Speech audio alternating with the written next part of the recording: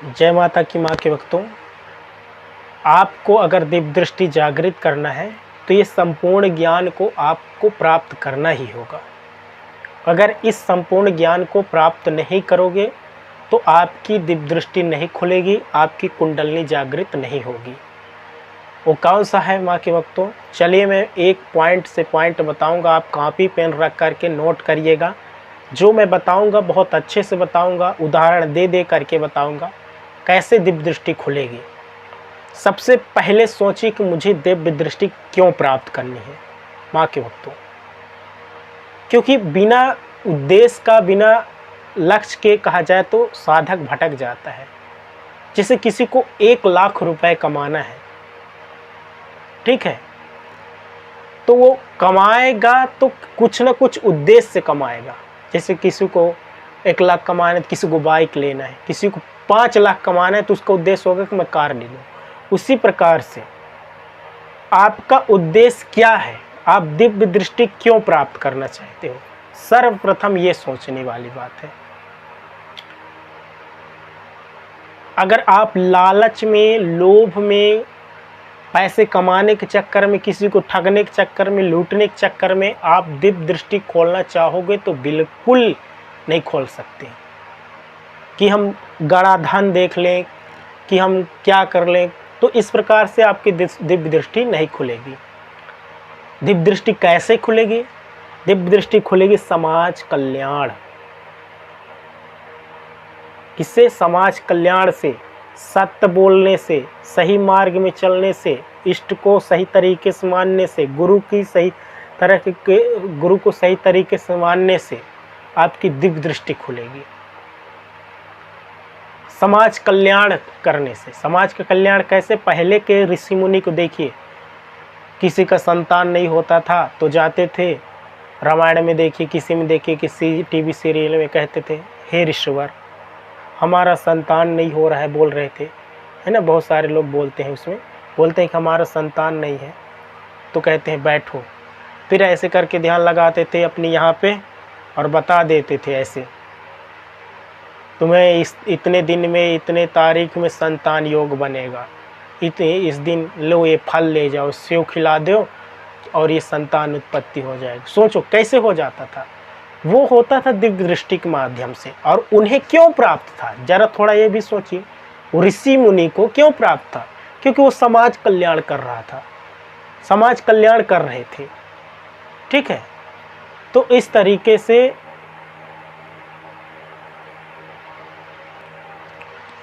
तरीके से कहा जाए तो उनको दिव्य दृष्टि प्राप्त थी।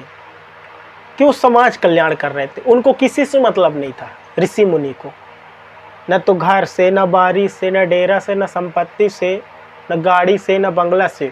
उनको देखते थे तो उनका घर जंगल में रहता था, वो पेड़ के नीचे बैठा रहते थे, कभी बरगद के नीचे, कभी पीपल के नीचे। उन लोगों को दिव्य दृष्टि प्राप्त था।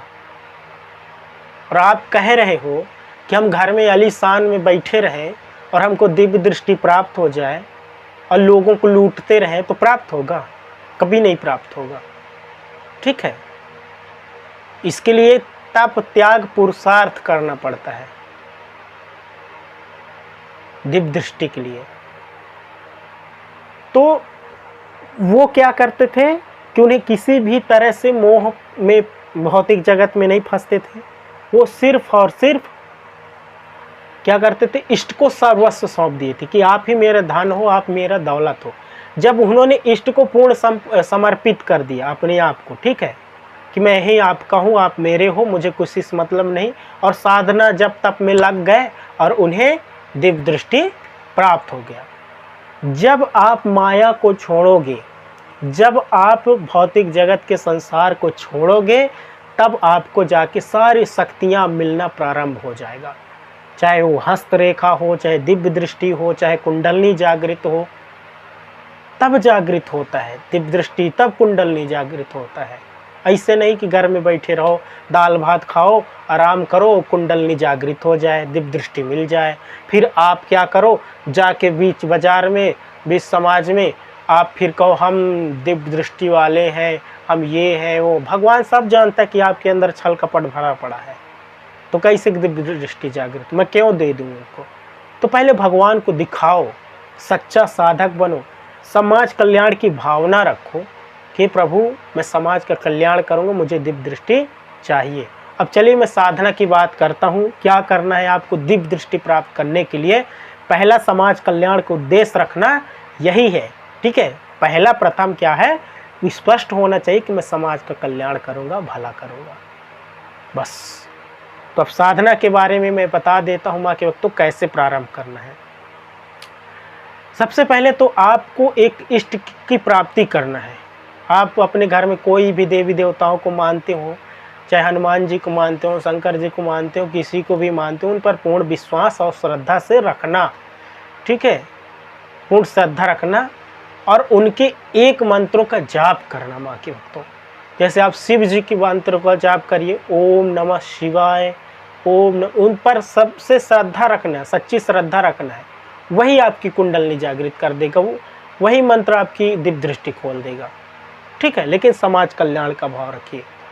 आप हनुमान जी की करते हो, हनुमान ओम हनुमते नमः, आप हनुमान जी की कृपा से दिव्य दृष्टि प्राप्त कर लोगे। काली जी की करते हो आप, ओम क्रीम कालिकाय नमः, अब काली माता की कृपा से आप जाप क्या कहते हैं दिव्य दृष्टि प्राप्त कर लोगे।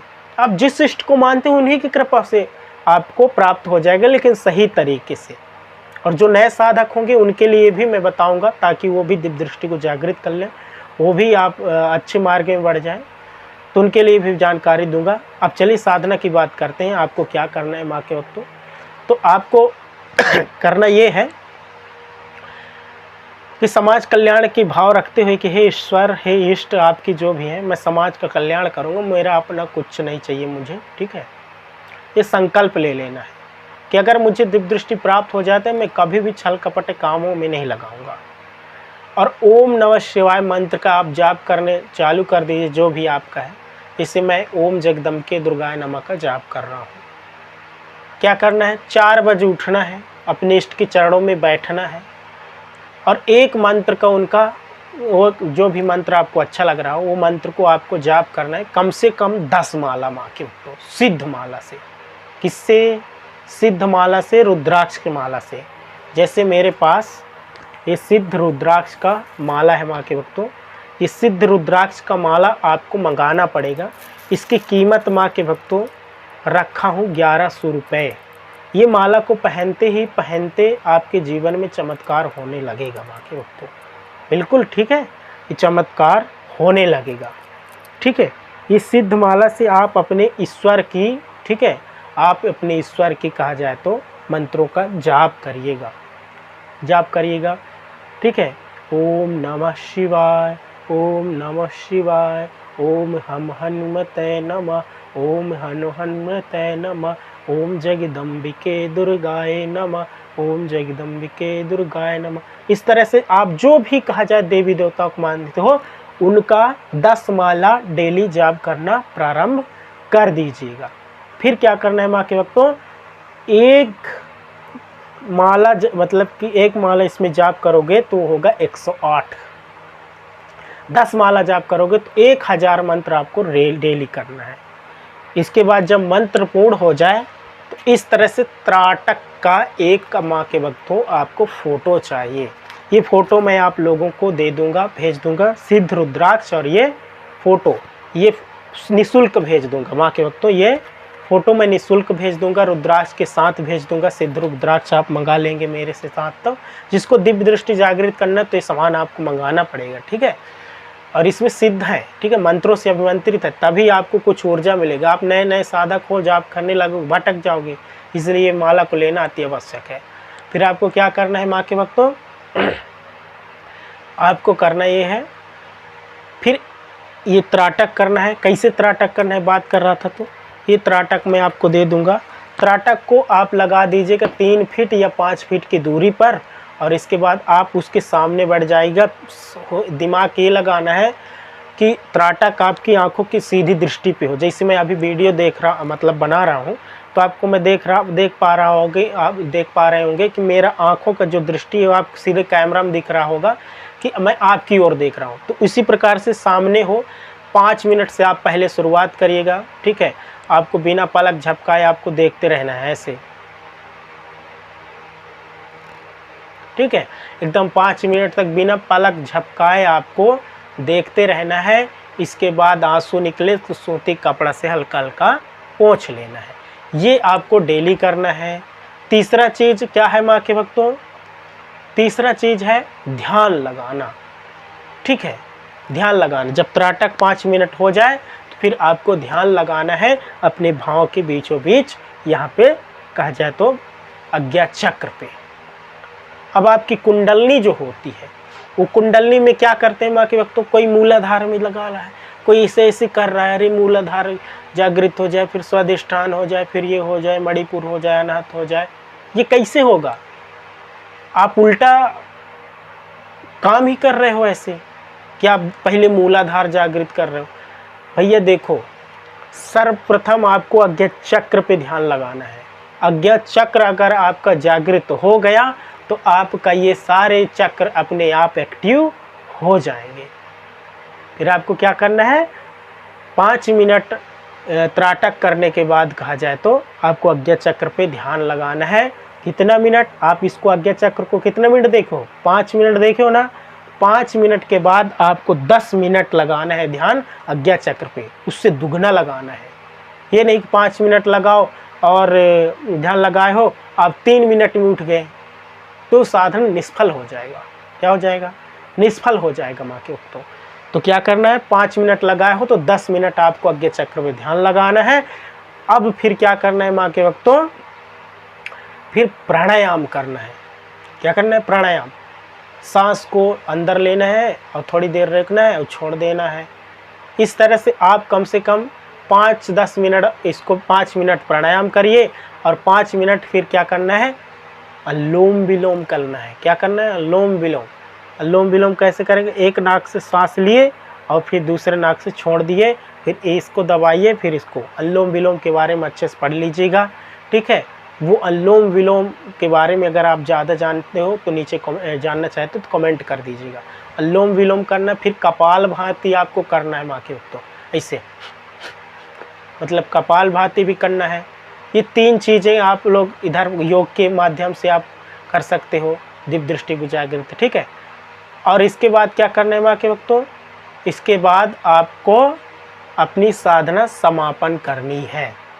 फिर आप दिन भर का कोई भी काम करना चाहते हो कर सकते हो। अब चलिए, मैं नए साधक की बात कर रहा था। आपके पास अगर इष्ट नहीं है, गुरु नहीं है, तो माँ भगवती को अपना इष्ट मानिए।